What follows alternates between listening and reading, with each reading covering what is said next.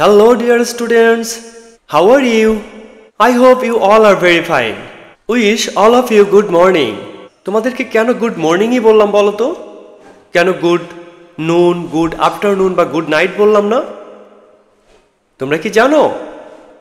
আমরা যদি কাউকে সকালবেলা শুভেচ্ছা জানাই তাহলে বলি গুড মর্নিং, অনুরূপভাবে দুপুরবেলায় বলি গুড নুন, বিকালে বলি গুড আফটারনুন এবং রাতে শুভেচ্ছা জানালে বলি গুড নাইট। সুপ্রিয় শিক্ষার্থী বন্ধুরা, আমাদের আজকের আলোচনার বিষয় ইউনিট 23 লেসন 4-5 পেজ নম্বর 47। তোমাদের ইংরেজি বইয়ের পৃষ্ঠা নম্বর 47-এ তোমরা এই লেসনটা দেখতে পাবে। লেসন শুরু করবার আগে আমি তোমাদের কাছে কয়টা প্রশ্ন করতে চাই। বলো তো বন্ধুরা, ক্যাপিটাল লেটার আমরা কোথায় ব্যবহার করি? তোমরা কিন্তু বিগত ক্লাসে এটা জেনেছিলে, মনে আছে তোমাদের? মনে না থাকলে তোমরা আগের লেসনটা আবার দেখে আসতে পারো। আমরা ক্যাপিটাল লেটার ব্যবহার করি কোনো একটা সেন্টেন্সের শুরুতে, তাই না? তাছাড়াও কোনো ব্যক্তির নাম, কোনো জায়গার নাম বা কোনো শহরের নাম যদি দেওয়া থাকে তাহলে আমরা সেই শব্দগুলোর প্রথম অক্ষর বড় হাতের বা ক্যাপিটাল লেটারে লিখে থাকি। বন্ধুরা বলো তো, ফুল স্টপ আমরা কোথায় ব্যবহার করি? আমরা ফুল স্টপ ব্যবহার করি একটা বাক্য পরিপূর্ণভাবে শেষ হয়ে গেলে, অর্থাৎ যখন কোনো বর্ণনামূলক বা বিবৃতিমূলক বাক্য শেষ হয়ে যায় বলা আর অর্থ কোনো কিছুই বাকি থাকে না সেই বাক্যের, আমরা তখন সেই বাক্যের শেষে ফুল স্টপ ব্যবহার করে থাকি। এবার আসো আমরা আমাদের আজকের আলোচনার বিষয় শুরু করি। আমাদের আজকের আলোচনার বিষয় ইউজ অফ কোশ্চেন মার্ক। আমরা কিভাবে আমরা কোশ্চেন মার্ক ব্যবহার করব সেই আলোচনা আমরা আজকের লেসনগুলোতে করব। আমরা এখানে 4টা বাক্য লিখেছি। How are you today? তুমি কেমন আছো? Are we in Dhaka? আমরা কি ঢাকায়? Can you ride a bike? তুমি কি বাইক চালাতে পারো? Do you have a new bike? তোমার কি একটা নতুন বাইক আছে? সুপ্রিয় বন্ধুরা, এই যে 4টা বাক্য তোমরা শুনলে, তোমরা কি এই 4টা বাক্যের মধ্যে কোথাও কোশ্চেন মার্ক দেখতে পাচ্ছ? যদি দেখতে পাও তাহলে কোথায় আছে বলো তো? তোমরা দেখতে পাচ্ছ তাই না? বলো তো কোথায় আছে? হ্যাঁ, ঠিক বলেছ, প্রথম বাক্যের শেষে আছে। এই যে আমরা দেখছি এটা হলো কোশ্চেন মার্ক। আবার দেখো দ্বিতীয় বাক্যে এখানেও কোশ্চেন মার্ক। এই যে বড়শির মতো উল্টা যে বড়শির মতো যে চিহ্নটা, এটাকে বলে কোশ্চেন মার্ক। আবার দেখো 3 নম্বর বাক্যে শেষে এই যে বাইকের পরে যে চিহ্নটা, এটাও হলো কোশ্চেন মার্ক। আবার দেখো এখানে এই যে বাইকের পরে যে চিহ্নটা, এটাও হলো কোশ্চেন মার্ক। আমরা যখন কাউকে কোনো কিছু জিজ্ঞাসা করি, কারো কাছে কোনো কিছু জানতে চাই, তখন আমরা সেই বাক্যের শেষে ফুল স্টপের পরিবর্তে আমরা কোশ্চেন মার্ক ব্যবহার করে থাকি। যেমন এই বাক্যটাই দেখো, হাউ আর ইউ টুডে? আজ তুমি কেমন আছো? নিশ্চয়ই এর একটা উত্তর আছে যে আমি ভালো আছি অথবা আমি খারাপ আছি, তাই না? তাহলে যে বাক্যের কোনো একটা উত্তর পাওয়া যায় সেই বাক্যের শেষে আমরা এই কোশ্চেন মার্ক ব্যবহার করে থাকি। অনুরূপভাবে দেখো 2 নম্বরে, আর উই ইন ঢাকা? আমরা কি ঢাকায়? নিশ্চয়ই এর উত্তর ইয়েস অথবা নো দিয়ে তুমি দিতে পারবে যে হ্যাঁ আমরা ঢাকায়, অথবা নো আমরা ঢাকায় নাই, no we are not in Dhaka. আবার 3 নম্বর দেখো, can you ride a bike? তুমি কি বাইক চালাতে পারো? এখানেও দেখো কোশ্চেন জিজ্ঞাসা করেছে, এর একটা উত্তর আছে যে আমি চালাতে পারি নাকি চালাতে পারি না। আমি চালাতে পারলে আমি বলবো ইয়েস আই ক্যান, আর না পারলে বলবো নো আই কান্ট। 4 নম্বর প্রশ্ন দেখো, do you have a new bike? তোমার কি নতুন বাইক আছে? তোমার যদি নতুন বাইক থাকে তাহলে তুমি এর উত্তর দিতে পারবে ইয়েস আই হ্যাভ, আর যদি নতুন বাইক না থাকে তাহলে তুমি উত্তর দেবে নো আই ডোন্ট বা আই ডোন্ট হ্যাভ।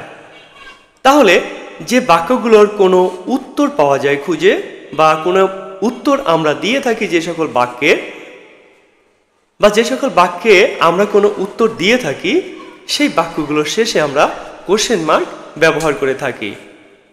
নিশ্চয়ই বন্ধুরা তোমরা বুঝতে পেরেছো কোথায় আমরা কোশ্চেন মার্ক ব্যবহার করি। যদি বুঝে থাকো তাহলে আসো আমরা অ্যাক্টিভিটি এ তে চলে যাই। এখানে আমরা কিছু বাক্য দেখতে পাবো, সেই বাক্যে দেখো কোথায় কোশ্চেন মার্ক ব্যবহার করা আছে।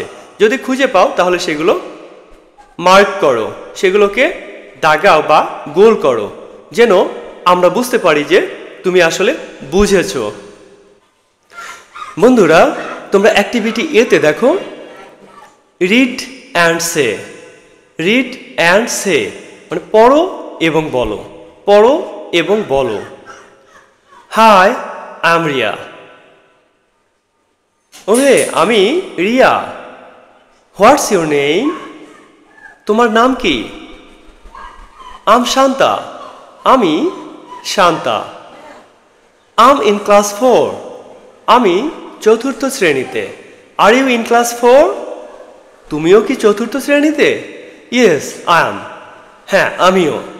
আমরা এখানে কনভারসেশন দেখতে পাচ্ছি রিয়া এবং শান্তার মধ্যে।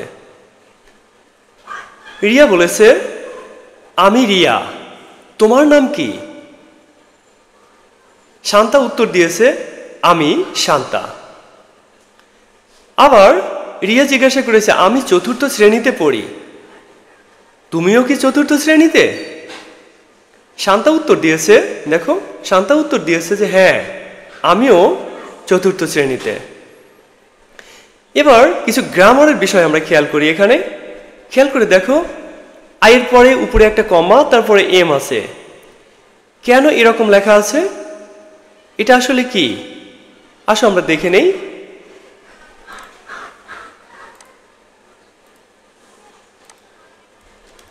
আই অ্যাম মানে আমি হই। আই অ্যাম রিয়া মানে আমি হই রিয়া।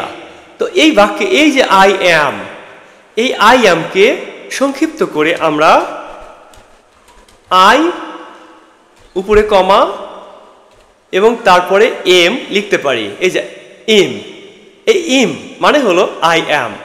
আমরা লিখতে পারি আই অ্যাম রিয়াকে আমরা লিখতে পারি এম রিয়া।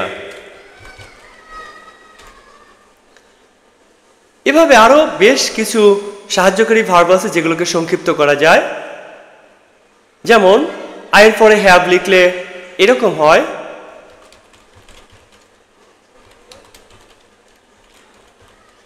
এই যে আই হ্যাভ, একে সংক্ষিপ্ত করে লিখলে আমরা এরকম পাই। তোমরা এবার বলো তো এই বাক্যগুলোতে কোথায় কোথায় কোশ্চেন মার্ক দেওয়া আছে, তোমরা সেগুলো গোল দাগ দাও। তোমরা গোল দাগ দাও কোথায় কোথায় কোশ্চেন মার্ক ব্যবহার করা হয়েছে। দেখো এই বাক্যে হোয়াটস ইউর নেম, তোমার নাম কি, এই বাক্যে এখানে কোশ্চেন মার্ক ব্যবহার করা হয়েছে। আবার দেখো এই বাক্যে এখানে কোশ্চেন মার্ক ব্যবহার করা হয়েছে। দেখো দুটা বাক্য দিয়েই কিছু জানতে চাওয়া হয়েছে। হোয়াটস ইউর নেম, তোমার নাম কি? Are you in class 4? তুমিও কি চতুর্থ শ্রেণীতে?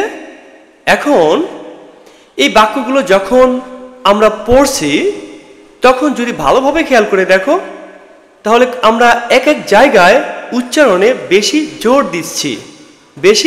দিচ্ছি। এই যে আমরা যখন বাক্য পড়ার সময় কোথাও জোর দিয়ে বলি সেগুলোকে বলে ইন্টোনেশন। আমরা কখনো বেশি জোর দিয়ে বলি সেটাকে বলে রাইজিং ইন্টোনেশন। দেখো এই যে আমি লিখি, আমরা যখন বেশি জোর দিয়ে বলি সেটাকে বলে রাইজিং ইন্টোনেশন, আর আমরা যখন কম জোর দিয়ে বলি এটাকে বলে ফলিং ইন্টোনেশন। Falling intonation. তাহলে দেখো রাইজিং ইন্টোনেশন এবং ফলিং ইন্টোনেশন মানে রাইজিং ইন্টোনেশন মানে স্বরের ওঠা, উপরের দিকে উঠে যাওয়া, সাউন্ড ধীরে ধীরে বেড়ে যাওয়া, এটাকে বলে রাইজিং ইন্টোনেশন। আর ফলিং ইন্টোনেশন মানে হলো আগে জোরে শুরু করে তারপর ধীরে ধীরে এটা নিচের দিকে যাওয়া, সাউন্ড নিচের দিকে যাওয়া। অর্থাৎ আমার ভয়েস এই নিচ থেকে যদি এটা উপরের দিকে যায় তাহলে এইটাকে বলবো আমরা রাইজিং ইন্টোনেশন, আর যদি উপরের দিক থেকে এরকম নিচের দিকে নামে তাহলে এটাকে বলবো আমরা ফলিং ইন্টোনেশন। তাহলে বন্ধুরা তোমরা ইন্টোনেশন সম্পর্কেও জানলে। তাহলে ইন্টোনেশন মানে হলো স্বরের ওঠানামা। যখন আমরা অল্প থেকে জোরে বলা শুরু করি এটাকে বলে রাইজিং ইন্টোনেশন, আর যখন আমরা জোরে বলে ধীরে ধীরে নিম্ন স্বরের দিকে আসি, নিচু গলায় বলি, তখন এটাকে বলে ফলিং ইন্টোনেশন। আমরা কখন রাইজিং ইন্টোনেশন ব্যবহার করব এবং কখন ফলিং ইন্টোনেশন ব্যবহার করব? আমরা যখন এই যে প্রশ্নবোধক বাক্য যখন বলি তখন আমরা এই ইন্টোনেশনের ব্যবহার করে থাকি। মূলত যখন আমরা WH কোশ্চেন অর্থাৎ যে প্রশ্নগুলো WH ওয়ার্ড দিয়ে শুরু হয় সেগুলোতে উচ্চ স্বর থেকে ধীরে ধীরে নিচু স্বরের দিকে ধাবিত হয়, অর্থাৎ এখানে ফলিং ইন্টোনেশনের ব্যবহার করা হয়।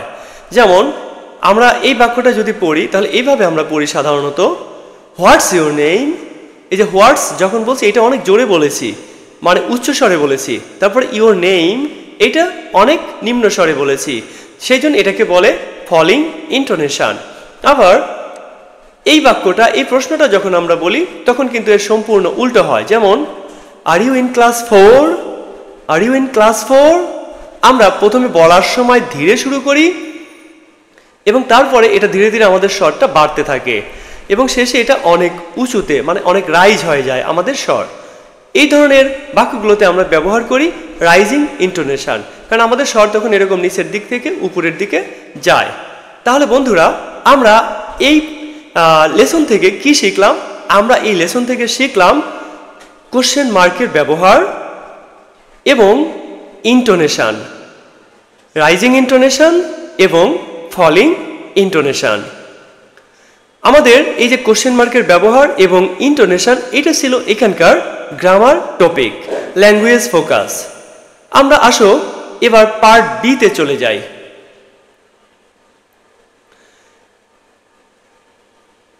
পার্ট বি তে খেয়াল করে দেখো কি বলেছে। পার্ট বি তে বলেছে use of question mark, question মার্কের ব্যবহার। আমরা তো আগেই অলরেডি পড়ে ফেলেছি আমরা কোথায় কোশ্চেন মার্ক ব্যবহার করি। এবার দেখো তো এই নিয়মের সাথে আমাদের নিয়ম আমরা যা পড়লাম যেটা শিখলাম সেটা মেলে নাকি মেলে না। আসো আমরা দেখি। When we want information we ask a question. যখন আমরা কোনো তথ্য পেতে চাই তখন আমরা প্রশ্ন জিজ্ঞাসা করি। আমরা তখন বলেছিলাম যে যখন আমরা কোনো কিছু জানতে চাই, কোনো কিছু জানতে চাওয়াই মানে হলো কোনো তথ্য পেতে চাওয়া। আমরা যা জানতে চাই সেটাকেই বলে ইনফরমেশন বা তথ্য। তাহলে আমরা যখন কোনো বাক্যের মাধ্যমে কারো কাছ থেকে কোনো তথ্য জানতে চাই সেই বাক্যের শেষে আমরা কোশ্চেন মার্ক ব্যবহার করি। দেখো we use a question mark at the end of this sentences. এরকম বাক্যগুলো শেষে আমরা কোশ্চেন মার্ক ব্যবহার করে থাকি। বাক্যটা খেয়াল করো, এই বাক্যের শেষে এই যে কোশ্চেন মার্ক আছে, কেন কোশ্চেন মার্ক আছে আমরা দেখি। Do you go to school, do you go to school. তুমি কি স্কুলে যাও? আমি কিছু জানতে চেয়েছি। এর উত্তর হতে পারে ইয়েস আই গো অথবা নো আই ডোন্ট। এরকম উত্তর হতে পারে যে হ্যাঁ আমি স্কুলে যাই, অথবা উত্তর হতে পারে না আমি স্কুলে যাই না। তাহলে আমরা যে বাক্য বলি সেই বাক্যের যদি কোনো উত্তর থাকে তাহলে সেই বাক্যের শেষে আমরা কোশ্চেন মার্ক ব্যবহার করি। আবার দেখো হু ইজ ইউর টিচার। তোমার শিক্ষক কে? তোমার শিক্ষক কে? খেয়াল করে দেখো এখানেও আমি কিছু জানতে চেয়েছি, যার উত্তর হতে পারে তোমার টিচারের নাম, তাই না? যেমন আমি কাল্পনিক একটা নাম বলি, মনে করো তোমার টিচারের নাম মিস্টার হোসাইন, তাহলে হু ইজ ইউর টিচার এর উত্তর হতে পারে mister Hossain. Mister Hossain is our English teacher. তাহলে দেখো এই বাক্যেরও কিন্তু একটা উত্তর আছে। এই বাক্যের যেমন একটা উত্তর ছিল, দুইটা উত্তর ছিল, এখানে এই বাক্যেরও একটা উত্তর আছে। তাহলে এটা একটা প্রশ্নবোধক বাক্য এবং এই বাক্যের শেষে আমরা প্রশ্নবোধক চিহ্ন ব্যবহার করব। এবার দেখো কি বলেছে, look at the activity A again, copy the questions in your exercise বুক। আমরা অ্যাক্টিভিটি এ দেখি এবং এই কোশ্চেনগুলোকে খাতায় তুলি। আমরা আগেই এই কোশ্চেনগুলোকে দেখেছিলাম। এই যে হোয়াটস ইউর নেম, তোমার নাম কি? আর ইউ ইন ক্লাস 4, তুমি কি চতুর্থ শ্রেণীতে? তাহলে এই বাক্যগুলো তোমাদেরকে এক্সারসাইজ বুক বা খাতায় তুলতে বলা হয়েছে।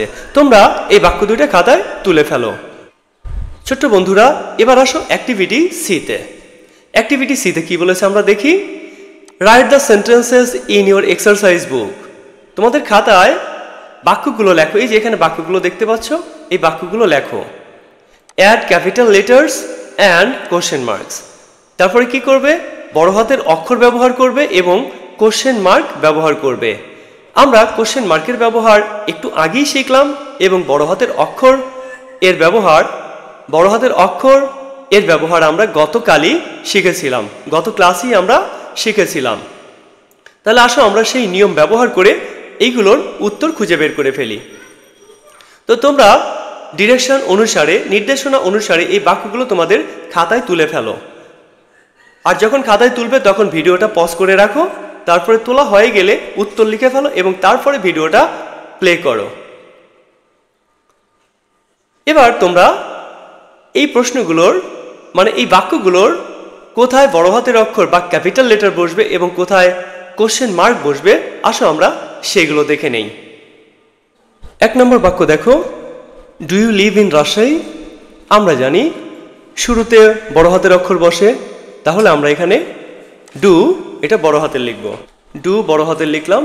তারপরে আমরা এটাও জানি যে রাজশাহী এটা একটা জায়গার নাম, এটাও বড় হাতের অক্ষর দিয়ে শুরু করতে হবে। রাজশাহী বড় হাতের অক্ষর বসবে এবং সবশেষে বসবে কোশ্চেন মার্ক। সবশেষে বসবে কোশ্চেন মার্ক। তাহলে দেখো বাক্যটা কি দাঁড়ালো, do you live in Rajshahi. তুমি কি রাজশাহী বাস করো। 2 নম্বর বাক্য দেখো, হোয়ার ডু ইউ প্লে। 2 নম্বর বাক্য আমরা দেখতে পাচ্ছি হোয়ার ডু ইউ প্লে, তুমি কোথায় খেলা করো। তাহলে প্রথম অক্ষর আমরা জানি বড় হাতের হবে, তাহলে এখানে হোয়ার বড় হাতের লিখবো আমরা। তারপরে শেষে কোশ্চেন মার্ক হবে, আমরা কোশ্চেন মার্ক দিলাম। তাহলে বড় হাতের ডাব্লিউ বসবে এবং শেষে কোশ্চেন মার্ক বসবে। আবার 3 নম্বর দেখো, ইজ বড় হাতের হবে কারণ শুরুতেই বড় হাতের অক্ষর বসে। তাহলে আমরা শুরুতে বড় হাতের ইজ লিখলাম এবং শেষে কোশ্চেন মার্ক বসে। শেষে আমরা কোশ্চেন মার্ক দিলাম। তাহলে কি দাঁড়ালো, ইজ মিতু ইয়োর ফ্রেন্ড। ও মিতু এটাও তো একজনের নাম, তাহলে মিতু বড় হাতের অক্ষর দিয়ে শুরু করতে হবে। মিতু বড় হাতের অক্ষর দিয়ে লিখলাম। তাহলে কি দাঁড়ালো, is Mitu your friend. Mitu কি তোমার বন্ধু। তারপরে দেখো 4 নম্বর, হাউ ওল্ড আর ইউ। তোমার বয়স কত। এই যে শুরুর অক্ষর এটা বড় হাতের হবে, হাউ বড় হাতের হবে আর ইউ এর পরে কোশ্চেন মার্ক দিব আমরা। হাউ ওল্ড আর ইউ, তোমার বয়স কত। দেখো শুরুতে এই যে এইজ বড় হাতের এবং শেষে কোশ্চেন মার্ক। 5 নম্বর বাক্য দেখো, can you use a computer. তুমি কি কম্পিউটার ব্যবহার করতে পারো। তাহলে দেখো প্রথম অক্ষর বড় হাতের হবে, ক্যান এর সি বড় হাতের হবে, তারপরে সব শেষে আমরা কোশ্চেন মার্ক ব্যবহার করব। Can you use a computer. 6 number বাক্যে দেখো, এই যে হোয়ার আর ইউ ফ্রম।